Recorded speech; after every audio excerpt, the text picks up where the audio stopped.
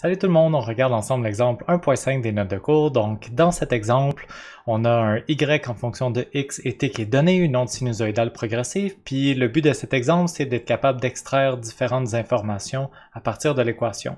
Donc dans le A, on demande de trouver les valeurs de A, lambda, t et v. C'est parti! Premièrement, pour l'amplitude, le A, on fait juste le lire, c'est ce qui est devant la fonction sinus. Donc, on a un A de 0,3, ici les unités ne sont pas précisées. Ensuite, pour le lambda, lambda c'est la longueur d'onde. La longueur d'onde n'est pas directement disponible dans l'équation, mais dans l'équation, on a le nombre d'ondes, le K, qui est juste devant le X, ici. À partir du K, on va pouvoir calculer le lambda. Donc, lambda, c'est 2pi sur K. Le K, on est capable de le lire en radians par mètre directement dans l'équation, et on calcule une longueur d'onde de 9 mètres. Ensuite, on veut savoir t, la période. Encore une fois, la période, on ne peut pas la lire dans l'équation, mais dans l'équation, on a oméga, la fréquence angulaire qui est ici. Donc ça, c'était k. Ici, on a oméga. Je vais utiliser la relation entre t et oméga pour calculer la période. T, c'est 2pi sur oméga, donc je vais avoir une période de 1,8 secondes.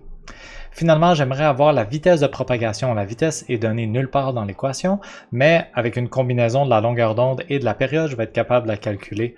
J'ai une formule pour la vitesse qui me dit que vitesse égale lambda fois f, la fréquence c'est l'inverse de la période, longueur d'onde sur période c'est la vitesse, et ça me donne 5 mètres par seconde.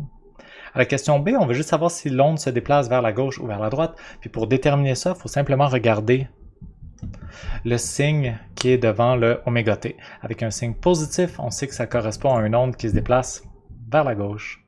Et voilà pour le B. Maintenant pour le C, on veut dessiner une photo de l'onde, donc je vais faire appel à vos talents d'artiste ici, spécifiquement au moment t égale 0. Donc je vais juste remplacer t par 0 dans l'équation que j'avais sur la page précédente. Fait que toute la partie avec le t disparaît puisque t égale 0, puis j'ai une formule ici, un y qui dépend uniquement de x. Ça dépend plus de t maintenant parce que la valeur de t a été fixée à 0. Fait que je vais dessiner un graphique de y en fonction de x. Voici de quoi le graphique a l'air. Donc, c'est un graphique sinusoïdal. Ici, il n'y a pas de constante de phase, on n'a pas de plus phi, ou on pourrait dire phi égale 0.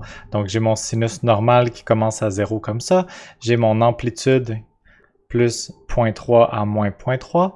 Puis finalement, qu'est-ce que je vois sur ce graphique-là? Quand je regarde un cycle complet, j'arrive à 9 ici, mais ça, c'est 9 mètres. 9 mètres, ça correspond à la longueur d'onde, puisque je dessine y en fonction de x. X est une distance en mètres, puis sur ce graphique-là, un cycle complet correspond à la longueur d'onde, pas à la période. Pour avoir la période, il aurait fallu que je dessine y en fonction du temps pour un x spécifique. Là, j'ai un t spécifique, y dépend seulement de x, donc je vais avoir la longueur d'onde qui correspond à un cycle complet. Ensuite, la dernière question qu'on a dans cet exercice-là, c'est de tracer ce même graphique, mais pour un temps qui est égal au quart de la période. Donc, un quart de période plus tard, qu'est-ce qui s'est passé avec mon onde? Je vais juste rester un peu sur ce dessin-là pour expliquer que dans une période complète, l'onde se tasse de une longueur d'onde complète. Là, ici, je sais que mon onde se déplace vers la gauche, on l'a dit comme réponse à la question B. Donc, mon onde est en train de se déplacer par là, puis je ne vais pas la laisser se déplacer pendant un cycle au complet, je vais la laisser se déplacer pendant juste un quart de cycle. Donc, elle va avoir le temps de se tasser de pas une longueur d'onde entière, mais bien de un quart de longueur d'onde. Mathématiquement, la formule que je veux dessiner, je vais remplacer la valeur de t par un quart de période. Ça, c'est un quart de période ici. Donc la période 1,8 secondes divisé par 4 fois la fréquence angulaire.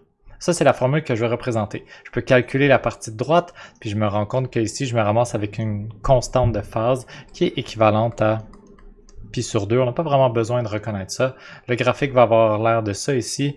Donc, si je fais juste le continuer un peu vers la gauche, je vais juste tracer de quoi avait l'air ma fonction précédemment, ça faisait quelque chose comme ça. Puis ici, je coupe ça en 4. 1, 2, 3, 4. Je me suis tassé d'un quart de cycle vers la gauche. Donc, mon maximum est rendu ici. Ça complète mon dessin. Donc, c'est tout pour cette question-là. Être capable de regarder une formule, retirer les valeurs pertinentes, faire un dessin à main levée de quoi ça a l'air.